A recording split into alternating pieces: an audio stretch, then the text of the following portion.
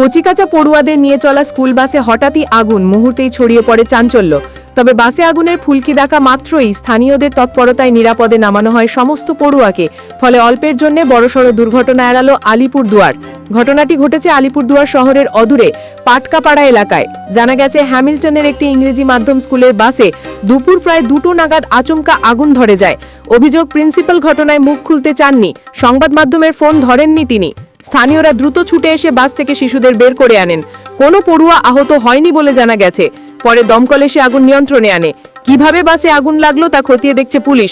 বাসটির fitness certificate সহ সমস্ত নথি খতিয়ে দেখা হচ্ছে।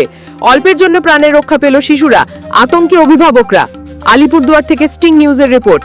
এখন পর্যন্ত যা খবর আছে যে প্রত্যেকটা শিশুকে সুরক্ষিতভাবে নামিয়ে নেওয়া হয়েছে গাড়ির থেকে, কিন্তু কিভাবে আগুন লাগলো তা অবশ্যই জানার চেষ্টা করা হবে। কিন্তু গাড়িটির কাছে যাওয়া ভয়ানক হতে পারে, কারণ যখন তখন ব্লাস্ট হতে পারে গাড়িটি। সেই জন্যে সবাইকে নিরাপদ দূরত্ব থাকার জন্যে অনুরোধও করছি আমি যে যারা আছেন সামনে তারা কেউ কখন এখন গাড়ি নিয়ে পার হবেন না, রাস্তা দিয়ে পার হবেন না, আপনারা অন্য জায়গা দিয়ে ঘুরে যান, কিন্তু এই রাস্তা দিয়ে কেউ আসবেন না। গাড়িটি আগুন যতক্ষণ কন্ট্রোলে না আসে ততক্ষণ গাড়িটির কাছে যাওয়া খুব বিপজ্জনক হতে পারে, কারণ গাড়িটি পুরো দাউ দাউ করে জ্বলছে আগুন।